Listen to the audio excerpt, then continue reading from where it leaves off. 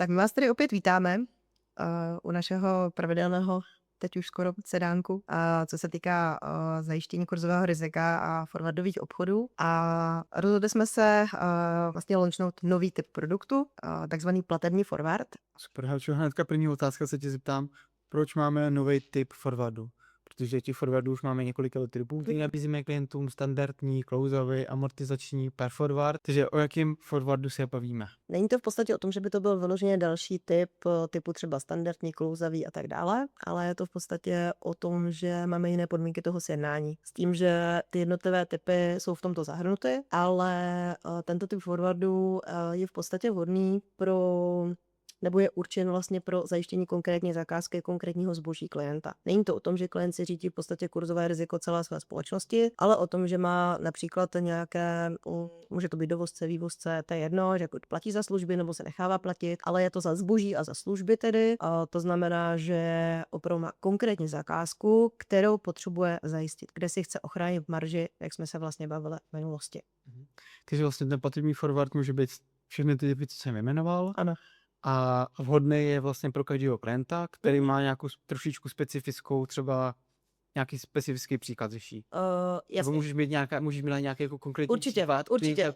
To je vhodný? Určitě. Je to platební forward. To znamená, že tam je princip, že on musí mít nějaké platby za konkrétní zboží, služby, anebo vlastně, a i jedno, jestli to je na straně prodejce, nákupce, to už je jedno, ale opravdu se jedná o nějaké jako fyzické platby. To znamená, že ten klient v podstatě nám může dokázat nějakým dokladem, že opravdu něco odebírá a za to platí. Není to určeno k tomu, že prostě klient by se tady třeba otevřel pozici a potom by ten obchod nevypořádal. Opravdu on fyzicky nám dodá tu jednu měnu, kterou prodává, a my mu fyzicky dodáme tu, kterou nakupuje. Tvoje otázka následující by byla, pro jaký typ klienta Ano.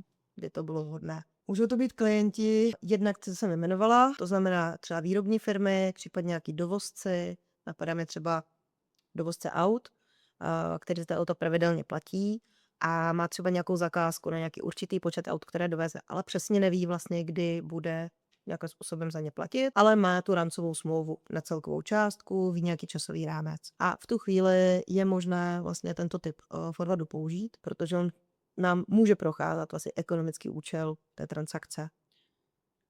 A nebo například klient, který standardně forwardy nepoužívá, ale jednou za čas by se právě potřeboval zajistit nějakou takovou zakázku, protože tam má nějakou třeba delší splatnost nebo potřebuje se naplánovat delší časový úsek. Pro tento typ klientů by to dávalo smysl. Dobře, a jaký jsou teda podmínky? Pokud bych si chtěl sjednat platební forward, jaký jsou podmínky, co musím splnit, abych takovýhle forward mohl uzavřít s akcentou? Tak, jak jsem teď zmiňovala, v podstatě ty klienti, kteří třeba jednou za čas využívají ten forward, tak, nebo by ho využili, tak pro ně to odpadá administrativa, což je asi jakoby hlavní výhoda těch platebních forwardů, protože klientovi nestačí mít naši klasickou rámcovou smlouvu o poskytování platebních služeb, což je v podstatě spotová smlouva. Jo, to je smlouva, kterou má každý náš klient. Takže vlastně odpadá zde investiční dodatek, různé ty dotazníky investiční a vlastně ta administrativa, ta byrokracie spojená s tou smlouvou, která zpravidla trošičku vždycky déle může trvat. A další věc, tyto vlastně forwardy jsou pod platební službou, takže vlastně nejsou ani jako investiční služba vykazovány dále vlastně v rámci reportingu a není potřeba, aby klient měl zřízené takzvané lej číslo, které musí mít u těch investičních forwardů. Takže je to pro ně jakoby takové zjednodušení, co se týká té administrativy. Takže je to výrazně jednodušší na administrativu a jsou tam ještě nějaký další rozdíly, pokud bych porovnal platební forwardy a investiční forwardy, třeba ve vypořádání nebo v riziku, nebo jsou tam ještě nějaké další rozdíly?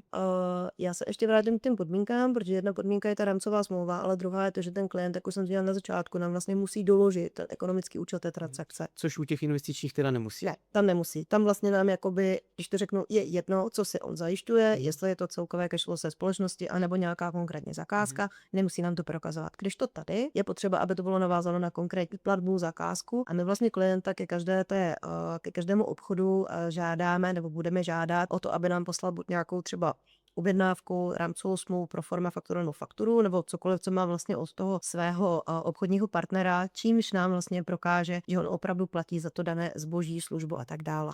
Může třeba ten klient, když se ještě pak se vrátíme k těm rozdílům oproti investičním forwardům, když třeba ta zakázka je na 1 000 000 korun, může si klient vzít platební forward na 1,5 milionu? tak tam ty podmínky jsou přísnější, může si vzít méně.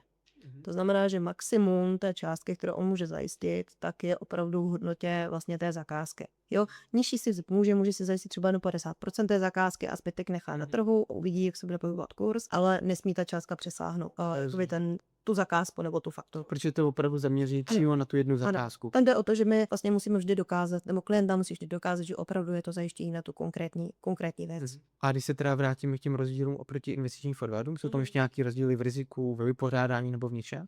Co se týká vlastně rozdílů jakoby technických i kurzově, cenově, tak tam rozdíl prakticky není, což je myslím, jakoby zase potřeba, aby si klienti uvědomili, že sice je tam jednodušší administrativa, ale co se týká rizik, to znamená, že například pohybu kurzu, negativního pohybu kurzu a případné třeba potřeby navýšení zajištění kolaterálu a vlastně i potřeba toho kolaterálu, jakoby složení při sjednání toho obchodu je vlastně stejná. Jo, tam ty podmínky jsou úplně stejné a není to ani o tom, že by třeba ty forwardy byly výhodnější kurzově, ne, tam opravdu se jedná o stejný typ produktu v podstatě, ale jediný rozdíl, který je, tak je vlastně v těch podmínkách toho sjednání. To je jakoby zjednodušené administrativy. Rozumím. A jde využít ještě dealingový limit i na platební forward? Ano, tam jde. Tam ty podmínky, co se týká kolaterálu, jsou úplně stejné, to znamená buď klient skládá vratný cash kolaterál, anebo může zažádat o dealing limit a buď částečně nebo plně mu to může pokryt v podstatě ty výdaje na to zajištění. Rozumím. Takže vlastně, když to shrnu, tak výrazně jednodušší administrativa, neboli každý klient, který má s akcentou podepsanou rámcovou smlouvu, si může uzavřít platební forward. Podmínka tam je, že tam musí být to na určitou zakázku, musí nám teda klient doložit objednávku, smlouvu nebo fakturu, ale rizika a vypořádání, to všechno zůstává stejný. Přesně tak. Chová se to úplně stejně. Jo, čímž jak ty jsi říkal, že co se týká těch jednotlivých produktů, jako je standardní forward, par forward, amortizák a tak dále, tak všechny tyhle typy vlastně forwardů je možné sjednat i v rámci toho platebního forwardu, ale rozdíl je v tom, že ty podklady, které nám klient dá, tomu musí odpovídat. Jo, takže je to vlastně napasované vždy úplně přímo konkrétně na tu danou zakázku. Super. Takže pokud jsme vás zaujali, tak můžete kontaktovat naše obchodníky na centrále nebo v terénu a my vám rádi pomůžeme s platebním forwardem. Helčo, díky za představení. Já děkuji za rozhovor a mějte se hezky.